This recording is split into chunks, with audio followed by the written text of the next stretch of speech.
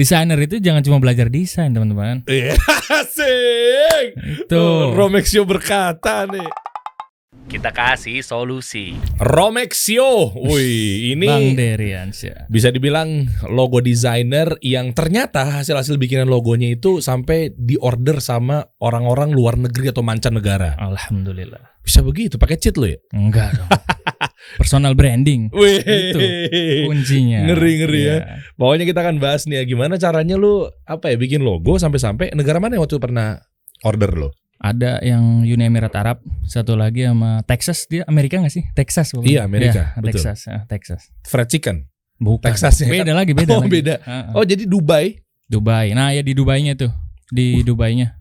Sama satu lagi Texas. Lu bikin apaan logo apaan kok sampai dia tertarik? Kalau yang di Dubai itu gue menang kontes, Bang. Oh. Kontes. Ini ada kontes. Jadi Gimana? kalau desainer logo itu dapat penghasilannya, dapat cuannya bisa dari pertama project kita nawarin jasa kita, kemudian bisa juga ikut kontes. Oke. Nah, gue yang dapat dari Uni Emirat Arab itu dari kontes, sama yang Texas juga dari kontes itu. Menang juara 1. Menang ya, dipilih winner gitu. Dari ratusan waktu itu, ratusan desain. Gokil. Gue menang. Alhamdulillah. Alhamdulillah karena Allah tuh ya. Iya. Oh, Masya Allah. Sampai akhirnya sekarang ya lu banyak orderan apa segala macam gitu betul. ya. Iya, alhamdulillah. Oke. Dari Kita akan situ. cari tahu nih ya buat teman-teman logo designer, gimana caranya bikin logo, portofolio yang menarik apa segala macam, dan seperti apa sih kira-kira logo yang disukain hingga ujung-ujungnya mendapatkan cuan tanpa pelanggaran syariat. Nah, itu dia, tanpa pelanggaran syariat. Iya, berarti Gitu. logo-logo lo tuh nggak ada yang bentuk wajah Nggak lengkap. Nggak ada. Kalaupun wajah biasanya dihilangin tuh, si matanya, hidungnya, mulutnya kayak gitu. Faceless ya. Faceless atau enggak. Kalau yang kan ada juga tuh yang ngilangin lehernya. Nah, kalau gue lebih milihnya yang ngilangin mata, hidung sama mulutnya. Jadi Cuma gue jarang ini, Bang. Jarang dapet yang kayak gitu. Soalnya gue basicnya nggak terlalu bisa gambar. Gitu. Makanya gue lebih ke style yang minimalis. Oke, kalau ilangin leher gimana, ngegantung palanya? Iya, biasanya kan ada yang kayak gitu. Di leher nggak ada, si palanya doang. Oh iya. Nah, ada kan yang kayak gitu Kayak kan. emoji gitu. Nah, iya. Biasanya U-Fit tuh. Oh iya. U-Fit kan ya biasanya kan animasinya kayak gitu. Oke. Kayak gitu ada. Cuma Kita- kalau bikin logo pakai kayak gitu kurang menarik sih. Oke. Ya, kita kupas satu persatu ya. Oke, siap, Dari siap, awal siap. gimana cara lo bikinnya, triknya seperti apa, tipsnya gimana. Ya kan, maksudnya udah layak lu mungkin bisa ngajarin teman-teman juga gitu Ya, kan. Alhamdulillah. Nah, kan lu kan katanya lu buka e-course tuh. Nah, itu dia. Gue buka e-course, Bang ya. Wih, maksudnya ya tolong jangan promosi dulu ya. Buru-buru pengen cuan. Emang belajar marketingnya di mana? Kok bisa buka e-course gitu? Kalau gua belajar marketingnya ada. Jadi marketingnya khusus desainer. Oh Dia iya? ada, Bang. Iya. Dia bikin positioning lagi. Kita kan Oke. butuh positioning tuh. Segala kayak desainer juga butuh positioning kan. Nah, Oke. ini ada. Dia bikin marketing tapi khusus untuk desainer. Oh, Ada. oke. Iya, gue ikut kelas itu. Oke. Kalau branding gue ikutnya kelas Mas Dodi Zulkifli. Ikut sama kelas lu. Oh Ya iya. kan? Yang dulu tuh awal 4-in-1 itu. Dipakai Sama disebut. Bang Ogut. Mau gue juga Iya, ya. betul. Oke. Ya pokoknya akhirnya sekarang bisa duduk di sini, Masya Allah. Karena Alhamdulillah. Berarti lu tahun berapa? Coba, lu lulusan mana sih DKV? Gue bukan DKV, Bang. Gue manajemen pasar modal. Lah kok bisa-bisanya lu jangan-jangan yang ngerjain bukan lu lagi logonya? Ini seru nih kalau cerita kayak gini nih. Heeh. Nah, jadi dulu gue itu kan jurusan pasar modal. Cuma sekitaran semester mau akhir tuh 5 atau 6, gue udah mulai kenal ngaji sunnah di Blok M, Ustaz Khalid. Dari situ gue belajar kan, cuma belum ke yang ekonominya. Gue baru belajar ya itulah akidah, terus manhaj yang kayak gitu. Yeah.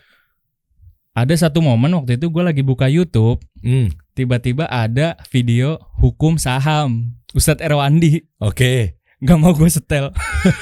Karena udah tahu kayaknya semuanya diharamin nih kayaknya. Nah itu. Karena memang lu pelaku keharaman pada saat itu. Saat itu ya. Ya gitu lah. Gue akui lah. Oke, terus? Nah cuma terus dari situ gue mikir kan, gue nanti kerja di mana nih? Masalahnya ya gue jurusan situ, gue kerja ya ke tempat-tempat yang saham, sekuritas yang kayak gitu kan. Oke. Terus gue rada bingung akhirnya tapi alhamdulillah ya, pasti Allah kasih jalan lah kalau kita mau meninggalkan yang haram kan ya. Gue pas lulus kuliah itu gue malah ngajar. Ngajar apa? Ngajar ini anak sekolah kelas 4 SD. Apa jurusan apa mata pelajarannya? Wali kelas gue, Bang. Wali kelas. Wali kelas. Baru kali ini ada logo designer wali kelas. Mantap. Wali kelas. Nah, gue dulu wali kelas 4 ya, wali kelas 4. Dari situ gue masuk itu kan 2019 bulan November. Habis itu Desember gue ketemu istri gue tuh. Situ ya kan, gue ketemu, gue mau nikah. Akhirnya ya gue ngumpulin modal kan dari gaji guru SD. Ya kan? Berapa pada saat itu guru SD gajinya? Sekitaran boleh sebut nih. Iya kan. Satu kalau gue sih mandangnya bukan lebih ke merendahkan guru. Justru di sini kita angkat guru-guru kita. Ya gue sekolah swasta kan ya. Iya. 1,8 kalau nggak salah ya, gue takut salah. Pokoknya kalau nggak salah 1,8 waktu itu. Pokoknya kan sekolah yang tempat lo ngajar kan? Iya. Nah, kenapa gue minta lo sebut? Kenapa? Karena memang biar kalau dirasa-rasa kecil, dirasa kecil nih ya, mungkin dari Kementerian Pendidikan Kebudayaan kita gitu kan, Mas Menteri Nadiem melihat bahwa ternyata masih ada guru-guru yang kecil loh angkanya. Nah, support dong. Makanya sebut kalau memang dirasa kecil. Walaupun kalau di situ misalnya pemerintah kita melihatnya cukup, ya udah berarti kan pilihan beliau-beliau itu. Di awal 1,8 ya. Terus kan pandemi awal-awal 2020 tuh ya. Awal-awal 2020 pandemi itu gaji dipotong. Ya Allah. Gue lupa 1,3 apa 1,2. Sementara gue mau nikah. Bentar. Lu gaji segitu berarti belum lama dong lu ngajar. Kan pandemi tadi lu sebut. Iya, belum terlalu lama ngajar, makanya terus gajinya diturunin. Gue bingung lah. Loh, itu gimana? Udah ngerjain logo maksudnya? Belum. Ini masih awal nih. Belum. Dan kepikiran. Ilmu logonya dari mana? Nanti kita bahas ya. Iya, ini lagi mau dibahas ya makanya. Awal-awal pandemi gaji diturunin kan. Gue mau nikah, Bang. Bingung gue. Ngumpulin modalnya dari mana, ya kan? Gue waktu itu ikut panitia kajian di Karawang. Gue bagian ngedesain posternya. Ya, ngedesain posternya gue dulu pakai Photoshop tapi yang crack. Yang bajakan lah kalau kata orang-orang, kayak yang bajakan. Terus gue dikasih tahu, lu ngedesain poster kajian tapi pakai yang bajakan gimana sih? Gue kepikiran juga kan. Gue bingung mau pakai apa lagi. Gue bisa Photoshop doang dulu kan waktu itu. Akhirnya temen ada, dia desain pakai Inkscape. Iya, itu gratis. Nah itu, gue baru lihat kan, ternyata ada yang gratis nih kan, Inkscape buat desain. Cuma gue waktu itu belum bisa. Akhirnya gue nemu, alhamdulillah, e-course yang ngajarin tentang Inkscape dari dasar. Nah ya kan, dari situ gue ikut. Terus dia itu e-course-nya jadi sistemnya nggak lifetime bang, jadi 1 bulan doang. 1 bulan doang. Nah di akhir e-course itu ya, setelah ikut 1 bulan itu ada semacam lombanya, dikasih challenge lah. Kasih challenge, gue menang, alhamdulillah juara 1 di challenge tersebut, di challenge e-course tersebut. Gue menang juara 1, gue dapat keyboard, dapat mouse. Dari situ gue mikir, kayak gue udah bakat desain nih. Nah itu gue udah mulai kepikiran, cuma masih belum spesifik. Gue nggak tahu nih gue mau ngedesainnya di kategori apa nih, ilustrasi kah? Logo belum kepikiran. Gue waktu itu ilustrasi. Ilustrasi gue jalanin berapa sebulanan doang. Gue sering upload di IG, sering upload di WhatsApp, ya kan. Terus ada yang ngechat gue, teman gue sendiri. Ki, lu bisa bikin logo nggak? Wih, itu. Allah kasih di situ. Ada nggak ininya? Desain waktu pertama kali lu desain ilustrasi itu? Lu pernah posting di ini deh. Gue pernah posting di Instagram gue. Ada, buka aja. Ada, coba. Buka coba. Romexio apa? Nggak salah ya, Romexio itu. Ada nggak? Gue lupa 7. udah diarsip apa belum? Soalnya kan gue abis itu ngonten. Oh iya. Karena malu ya. Hah? Belum bagus-bagus amat. Belum bagus-bagus amat, iya. Belum bagus-bagus amat di sini. Ya udah, nanti tolong dibuka ya, diinput. Ya, coba ya. Coba, gue penasaran. Nah, ini coba. Romexio 7. Tahu masih ada nggak? Apa udah gue arsip gue? Tuh, 7.000 lumayan lah. Alhamdulillah. Iya nggak? Oke, konten nih. Ini konten-konten edukasi kan? Iya, edukasi. Oke. Nanti gue juga pengen tahu dong berapa klien lo saat ini, klien besar apa aja yang udah lo pegang untuk bikinin logonya gitu kan? Coba. Mana nih?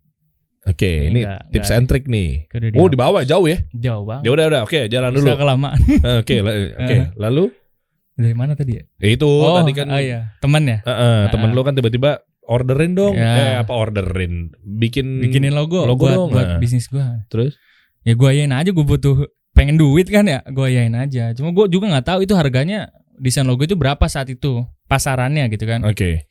Gue yain aja tuh, iya bisa gue gitu. Ya, cuma gue nggak tahu cara bikin logo gimana, terus harganya nih berapa, gue juga nggak tahu. Yang penting gue iyain dulu aja. Oke. Gue tembak 50.000. gitu. 50.000. Jangan dah 35.000 aja. Ya udahlah, iya nggak apa-apa. Ditawar 35.000. Gue dulu awal 35.000. Nih bro, sebentar nih ya. Lo buka 50.000 ditawar. Artinya apa? Gue kan pernah bilang sama teman-teman para konten kreator dan pengusaha.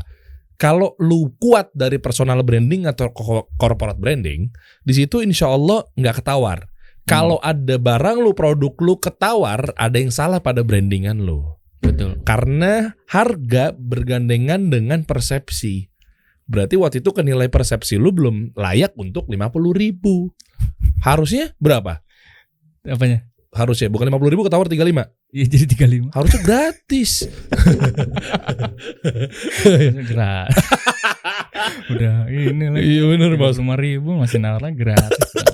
Oke lanjut. Udah gue terima ya. Gue terima. Terus gue nggak tahu step by step cara bikin logo itu gimana, nyari brainstorming itu gue nggak tahu lah. Pokoknya waktu itu brandnya minuman namanya Mumtaz. Asik. Gue langsung kayak kepikiran di kepala tuh kayak Mumtaz U-nya gue jadiin gelas aja. Udah gitu doang. Oke. Gue bikin logonya. Cuma berapa hari doang waktu itu. Pakai enggak 7 hari. Pakai apa software? Pakai Inkscape tadi. Pakai Inkscape tadi gue bikin. Masih pakai Inkscape tuh. Iya, pakai Inkscape itu. Inkscape ya. Oke. Ya udah terus jadi nggak ada revisi alhamdulillah. Udah. Nah dari situ gue kepikiran nih. Coba buka jasa desain logo. Gue belum pernah belajar sama sekali. Oke. Gue buka jasa desain logo kan. Gue pertamanya setelah itu gue mulai pede. Kayaknya gue passionnya di desain logo. Akhirnya gue tawar-tawarin ke grup-grup ini dagang-dagang gitu. Oke. Karena gue sebelumnya juga kayak dagang-dagang buku, kayak gitu kan, dagang-dagang buku. Jadi gue ada beberapa grup, banyak grup dagang. Akhirnya gue nawarin jasa desain logo gue di situ karena ya di situ kan para pebisnis kan, mereka butuh logo kan. Tiap hari tuh gue tawarin. Tiap hari broadcast ya. Alhamdulillah nih bang. Sejak saat itu gue nggak dapat orderan seminggu tuh pasti ada aja terus. Nyampe gua nikah itu ada terus. Masya Allah. Alhamdulillah dari situ. Cuma terus gua mikir, gua harus ningkatin skill gua, nggak bisa gua gini terus. Gua udah mikir kayak gitu. Iya. Kalau gua nggak ningkatin skill gua, harga gua nggak pantas untuk gua naikin lah. Iya. Gua mikirnya kayak gitu. Iya. Akhirnya gua ikut e-course luar, e-course-nya siapa namanya gua lupa. Pokoknya e-course luar negeri bahasa Inggris. Nah itu e-course pertama yang gua ikutin desain logo. Oh, yang bikin adalah orang logo designer Amerika. Iya Amerika. Oke. Bayar berapa? Itu cuma 199. Cuma dasar-dasarnya. 199.000 rupiah. Kalau dirupiahin segitu. Cuma dolarnya waktu itu gue lupa berapa. Lo kok murah? Iya murah. Karena dia dasar-dasarnya. Karena gue butuh dasar-dasarnya itu. Oke. Nah dari situ gue udah mulai kepikiran. Oh desain logo tuh ada kriteria-kriterianya. Terus ciri logo yang baik tuh kayak gimana. Dia ngejelasin dari mulai cara bikin konsep sampai presentasi ke klien biar klien itu terima. Salah satu logonya tuh ini loh bang, National Geographic. Nah itu gue belajarnya di situ, yang bikin logo National Geographic. Oh dia yang bikin e-course-nya. Ya, dia ngajar di e-course itu. Tapi bukan dia yang bikinnya, ada web sendiri. Cuma pengajarnya dia. Dia desainernya logonya National Geographic itu. National Geographic. Oh dia cuma tuh kotak itu. Iya. Itu. Yang cuma kotak ternyata ngeselin dia. Langsung kita inget terus ya. Nggak ada effortnya tuh ya. Iya. Gampang banget kan. Dia emang spesialisnya logo-logonya simpel gitu bang. Oh gitu. Iya gue belajarnya di situ. Sejak saat itu ya udah gue mulai beraniin diri untuk naikin dikit-dikit harganya dari 50.000, 100, 150, 250 kayak gitu. Oke. Sampai gue ingat banget awal-awal Lebaran kalau nggak salah. Nah itu gue baru pertama kali dapat klien dari luar, dari Kanada. Keren, gimana tuh ceritanya? Gue nggak tahu tuh ada yang ngechat orang Kanada, DM gue. Hashtag ya berarti ya? Mungkin karena Romexio Design ini kan gue punya 2 akun nih, Romexio 7, satu lagi Romexio Design. Bedanya? Ya kan?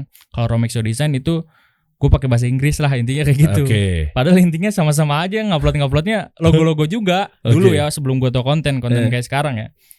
Habis itu ada yang nge-DM tuh orang Kanada, dia butuh logo untuk perusahaan semacam IT gitulah. Kayak gitu.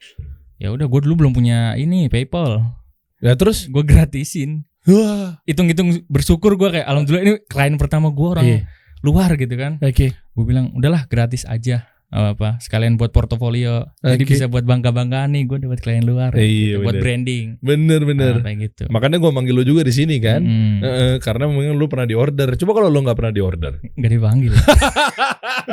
Semua atas izin Allah. Atas karena izin Allah. Iya. Ya oke. Oke terus. Ya udah abis itu berlanjut berlanjut terus. Setiap hari alhamdulillah ada orderan. Cuma mentok harga tuh paling mahal gue waktu itu 500.000. Itu gue udah seneng banget. Sebelum gue bangun personal branding ya, itu paling tinggi gue pasang 500.000 dapat harga dari klien ya. Oke. Abis itu lu kan buka kelas ya itu ya. Dulu awal-awal lu booming tuh yang podcast. Awal-awal podcast. Iya, gua kan yang teleponan. Iya. Gua follow lu kan. Terus gua ikutin terus, lu akhirnya buka kelas 4-in-1 itu. Dari situ gua ikut tuh kelas makanya. Tahu, yang pertama kan, kali itu kan. Ada personal branding gitu kan. Personal branding, marketing, selling, lengkap banget itu. Ikut gua kan. Dari situ gua sadar. Kayaknya bener juga kalau gue cuma upload portofolio tapi gue nggak buat konten yang bangun personal branding, harga gue gini-gini aja. Itu nggak nyesel kan ikutan e-course saya? Sangat tidak menyesal. Dulu berapa? 99.000 ya? 99 karena sangat bantuin. Murah sekali kan? Iya dong, kan bantuin para konten kreator. Nah, iya. Udah dari situ udah mulai sadar gue bikin konten, udah mulai. Cuma belum terlalu nggak tahu secara teknisnya gue bikin konten tuh kayak gimana. Akhirnya gue ikut kelasnya Bang Ogut. Nah dari situ gue udah mulai konsisten konten itu dari bulan Februari 2000, sekarang 2022 ya, berarti 2021 udah mulai tuh konten gue dari bulan Februari. Terus apa yang dirasakan? Gue nggak promoin, gue dapat klien. Itu yang gue rasain kalau gue bangun personal branding. Itu bang, capek bang. Setiap hari marketing, maksudnya setiap hari broadcast message ke mana? Ke grup-grup WA, Facebook, capek gua. Makanya kan personal branding itu adalah kegiatan kita ngasih tahu ya, ngasih tahu ke dunia bahwa kita punya knowledge apa. Biar apa? Biar nggak capek ngejar duit. Yang nyuruh ngejar duit siapa yang ngejar dunia? Bikin dong duit sama dunia ngejar kita. Itu yang gue inget bang. Kelas 4-in-1 kan itu kan lo ngomong itu kan. Yang gue garis bawah itu bikin duit yang ngejar kita. Gue bikinnya yang kayak gitu loh. Jadi tanpa gue sering-sering promosi, gue masih sering promosi tapi yang e-course lah ya kalau yang sekarang. Kalau dulu sering-sering promosi jasa desain logo. Cuma capek kan setiap hari bang. Gue buka Facebook, nawarin di grup ini, di grup itu, di WA juga nawarin ini, nawarin itu. Lama-lama kalau gue nggak promosi, gue nggak dapat klien. Jadi gue harus promosi terus. Itu yang gue dulu rasain pas belum sadar personal branding ya. Capek bang lama-lama. Makanya gue terus, gue harus bangun personal branding. Gue bikin konten deh dari mulai Februari nih sampai sekarang. Alhamdulillah nambahnya berapa tuh? Tadi 7.800 ya bro. Berarti dulu awalnya pas ngikutan course gue berapa? 1.000, 2.000? Apaan? 900 tuh. Apa nggak ada 1.000-1.000-nya teman-teman gue semua lagi tuh. sama akun-akun jual herbal, jual celana sirwal, buku gitu doang ya. Iya. Makanya nih berarti pengen nggak kalau ntar teman-teman gue buka ini lagi course lagi, nanti lah gue lagi sibuk, lo tau sendiri lah. Ikut e-course gue aja. Iya. Ya. Kalau lo berarti lo udah ikutan e-course gue, berarti insya Allah lo udah dapat sertifikasi secara halal.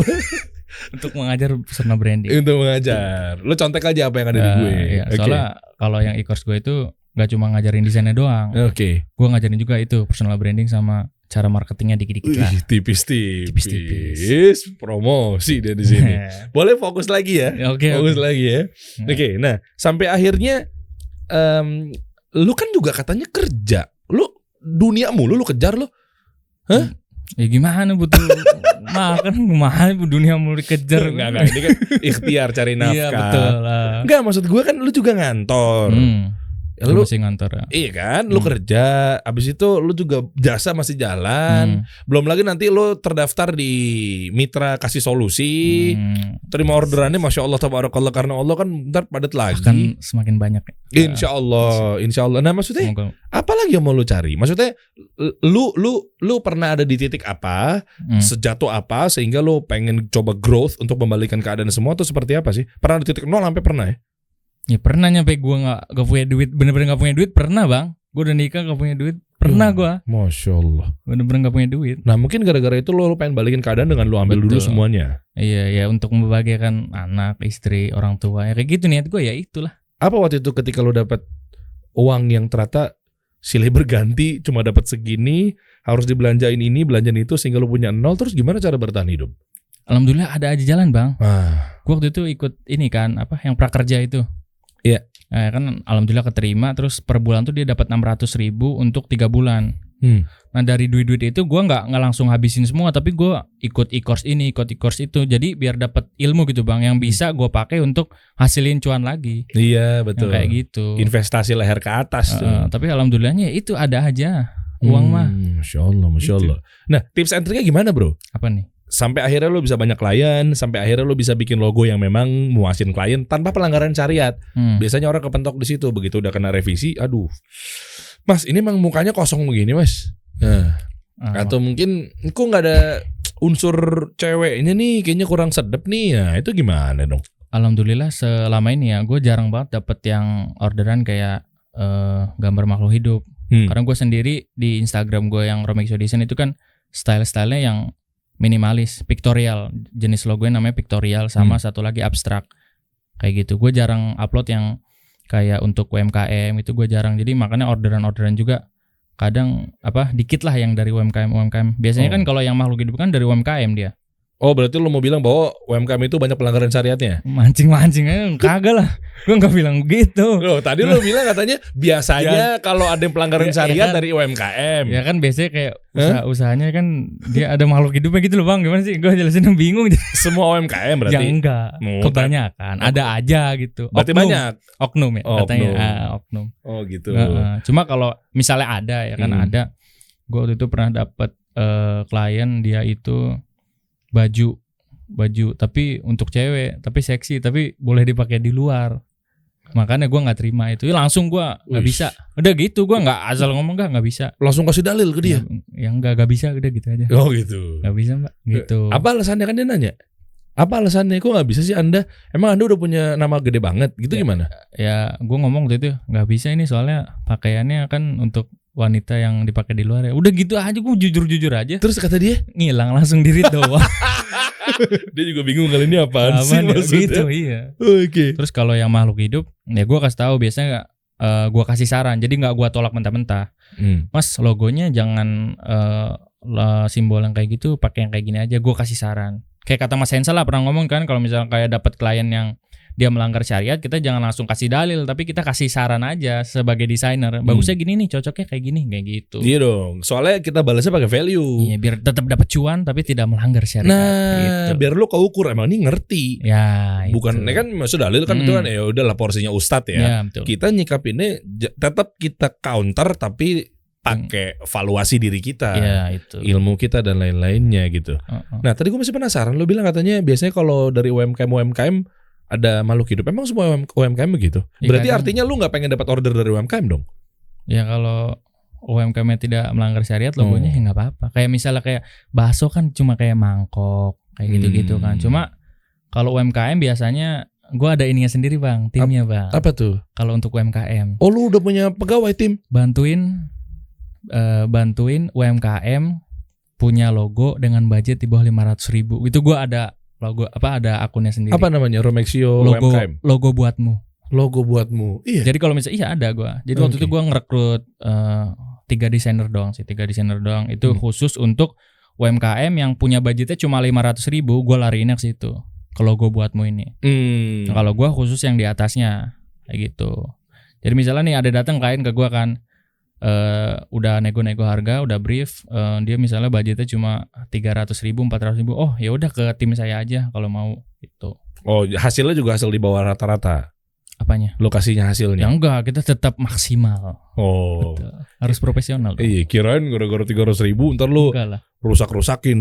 Enggak lah, kali rusak-rusak. Misalnya dibiasain gitu harga, desainnya cemen gitu, enggak dong. Enggak. Ya, intinya tetap ingin membantu tapi ya positioning lah intinya gitu. Oh, iya. Positioning. Ngerti dia brand positioning ya. Desainer itu jangan cuma belajar desain teman-teman. Iya, asik. Itu Romexio berkata nih. Itu kesalahannya kalau gue lihat ya. Enggak semua, cuma kebanyakan desainer itu dia cuma belajar desain. Jadi nanti ujung-ujungnya kalau kita belajar desain dong ya, enggak belajar marketing, enggak belajar branding ya. Ya itu capek nyari kliennya. Iya, kita upload portofolio terus atau enggak kita promoin terus. Capek kalau enggak promoin enggak dapat klien. Iya. Jadi gimana caranya kita enggak promo tapi klien tetap jalan, itu yang gue pengen tuh itu. Oke. Mungkin setelah podcast ini nanti banyak klien juga nih. Insya Allah, amin. Ikhtiar. Berarti kita harus ada bagi hasilnya loh. Ya, lu udah banyak bang, nggak usah bagi hasil lah. Buat gua aja semua. Bukan bagi hasil. Oke. Coba kita lihat dong desain dia yang paling kece ya menurut lo deh. Yang brand-brand apa sih yang pernah? Di inilah di Romexio Design. Ya, Romexio Design. Coba Romexio Design. Oke. Romexio_design. Romexio. Paling keluar kalau udah Romexio mah namanya cuma gua doang. Itu nama asli lu bukan sih? Romexio itu nama ayah gua. Lah nama asli lu siapa? Ricky Wahyu Putra Perdana. Memang kenapa malu pakai nama Ricky? Ricky Romexio kan? Oh, Ricky Romexio. Romexio nama bokap lo. Iya. Soalnya ada yang bilang katanya itu kayaknya nama panggung doang, emang iya? Bukan, itu nama ayah gua. Nah, tuh, catet. Cek ada. Coba lihat KTP.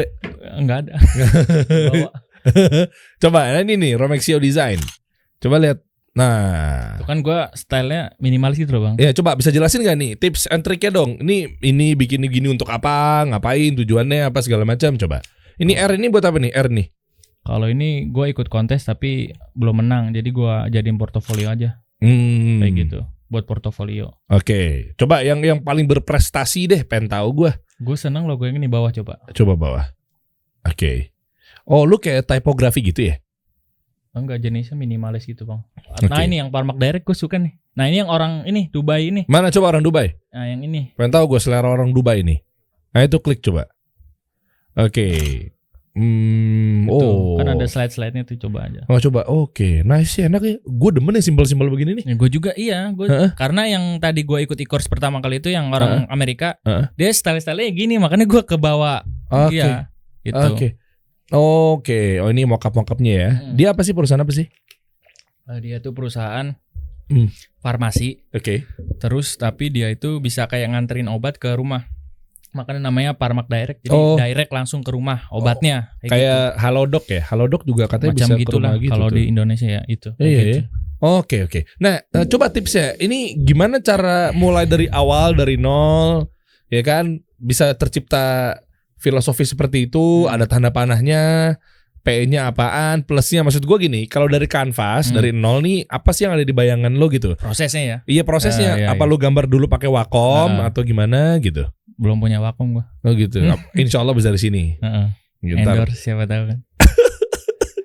Oke. Terus. Iya benar. Gimana coba? Jadi biasanya itu kan gini teman-teman. Biasanya kan klien ngasih brief dulu tuh. Usahain kalau klien ngasih brief, kita gali informasinya semaksimal mungkin. Jangan sampai klien cuma ngomong desainnya terserah Mas aja. Lu revisi kagak selesai tuh kalau kayak gitu. Jadi benar-benar kita gali nih.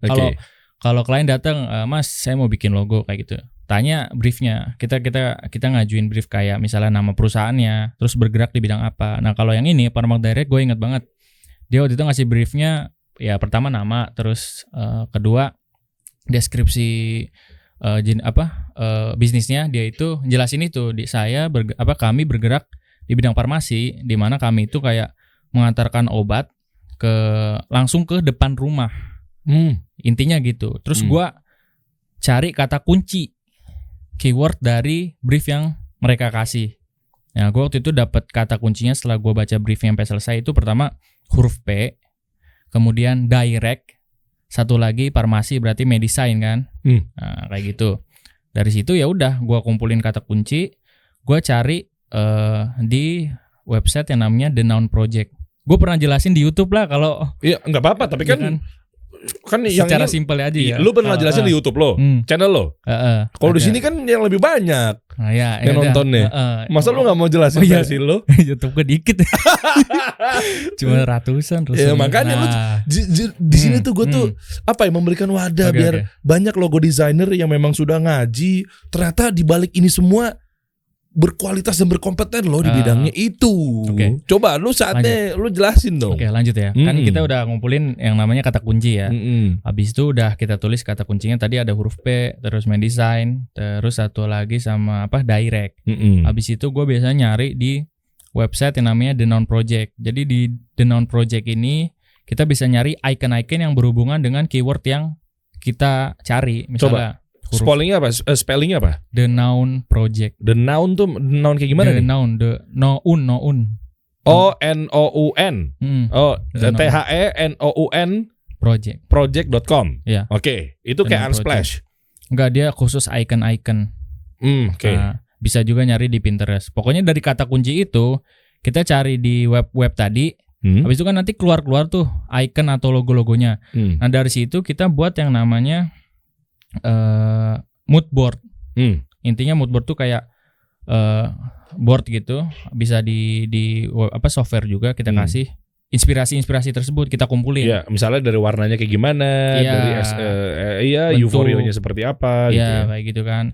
Ya udah dari keyword, kemudian kita udah cari logo-logo atau icon yang berhubungan dengan keyword tadi. Ya udah kita sketsa, kita bikin. Pakai kertas biasa kalau saya mah. Oh ini pensil? Iya pensil sama buku gambar. Lah berarti lu udah punya basic gambar dong? Ya gambar gini dong mah gampang bang. Oke. Enggak susah-susah banget. Cuma kalau ilustrasi baru gue nggak bisa. Oke. Ya udah dari situ udah gue bikin sketsa, beberapa sketsa. Akhirnya terpilihlah yang sketsa ini. Oh, P-nya berarti dari Farmaknya. Ya. Tanda panah itu direct. Nah, tuh kan kebaca. Oke. Terus tanda plusnya kan itu adalah medis. Udah gitu. Jadi deh. Gampang banget ya kerja begini ya? Gampang banget. Pusing gampang. Nyarinya. Ini yang gampang aja. Kebetulan alhamdulillahnya ini briefnya gampang. Biasanya ada aja yang susah. Kalau ngontes ya. Kalau misalnya kayak klien kan kita bisa galinya terserah kita kan biar kita sejelas mungkin. Tapi kalau kayak ngontes itu kan udah ditulis plek deskripsinya kayak gitu. Kontes yang juara-juara mana, tampilin dong hasil-hasilnya. Atau potensi yang lu kontesin deh. Gue baru setahun yang menangnya baru 2 bang. Bagus loh itu pencapaian loh. Ya, alhamdulillah ya. Iya, banyak di luar sana yang lebih dari lu. Iya. Kebalik. Satu lagi nggak gue tampilin. Oh kenapa? Kurang kalau kata gue. Lah, lu yang bikin? Gue waktu itu bikin kayaknya keren, tapi pas sekarang lihat kayak kurang nih kayaknya. Karena skill lu udah bertambah. Alhamdulillah, nah kayak gitulah kalau kata Mas Enca kan gitu kan ya. Iya. Kalau skill pertama kita lihat desain-desain kita yang dulu kayak yang kurang gitu, betul, ya kan? Betul. Iya. Ini logo buat apa? Buat Agustusan Republik Indonesia yang baru. Bukan. Ini kalau coba kalau di mana? Kalau yang di Romexo Design ini kebanyakan yang gua ngontes gua kasih di sini. Sekarang ini gua malah kalau logo yang untuk klien gak gua pasang. Karena semacam style-nya nggak sesuai dengan yang ingin gue tampilkan ke audiens gitu bang. Gue kan ingin menampilkan bahwa gue ini desainer logo yang desainnya tuh minimalis. Makanya kalau misalnya ada klien desainnya nggak minimalis yang nggak gue pasang di sini kayak gitu. Oke, ini apa sih ini? Ini jujur gue suka sih. Tapi gue coba filosofiin deh. Ini apa sih artinya? Ini kayak atap gitu bang. Ini soalnya buat apa tuh? Roofing kan? Tuh. Oh ini orderan dari klien? Ini kontes nih. Ini kontes. $2.000 nih kalah gue. Kalah $2.000. Kok kalah? Ya kodar lu gimana? Iya satu itu. Dan yang kedua, lu gue undang ke sini jadi lu yang menang kontes yang mana? Yang itu tadi. Oh itu, iya. Nanti gue jadi kayak ini banget, nggak pantas untuk diundang tuh. Kayaknya kursinya panas banget kayaknya kursinya. Enggak lah, tapi lu bagus masya Allah tabarakallah. Oke, terus gimana sih cara edukasi ke klien kalau memang ternyata si klien-klien ini banyak permintaan. Ini revisi gitu. Itu gimana caranya meminim revisi? Gue biasa jelasin gini, Mas kalau untuk revisi kita harus objektif. Kalau misalnya kayak cuma kayak warna, saya nggak suka fontnya, lebih baik Mas kasih font yang Mas suka kayak gimana. Warna yang kasih, soalnya kalau kayak gitu kan selera ya. Iya. Misalnya menurut gue bagus, menurut dia enggak, nanti nggak selesai visi. Oh keren nih tipsnya. Berarti minta dulu sama kliennya, gue punya referensi yang gue suka tuh yang ini. Itu yang penting. Gue selalu minta, Mas atau Mbak, saya minta referensi logo yang Mas suka atau Mbak suka di bidang yang sama dengan bisnis Mas. Misalnya kayak properti. Nah, Mas suka tuh logo-logo properti kayak gimana? Itu penting. Jadi jangan cuma kayak nanya briefnya doang, keterangan deskripsi usahanya, tapi minta juga tuh referensi yang mereka suka kayak gimana. Ini penting. Jadi biar ke arah nih desainnya mau ke arah mana? Dari fontnya, dari warnanya itu bener sedetail mungkin makanya kalau brief itu. Jangan nanggung-nanggung. Biar kitanya kerjanya juga nggak kesusahan. Gitu, revisi nggak banyak. Terus mix and match-nya gimana? Maksudnya ini cocoknya sama warna ini cocoknya sama warna ini, yang gitu gimana itu cara? Biasanya kalau penentuan warna ya, ini simpelnya aja. Gua kasihnya simpel-simpel aja bang. Kita kasih solusi.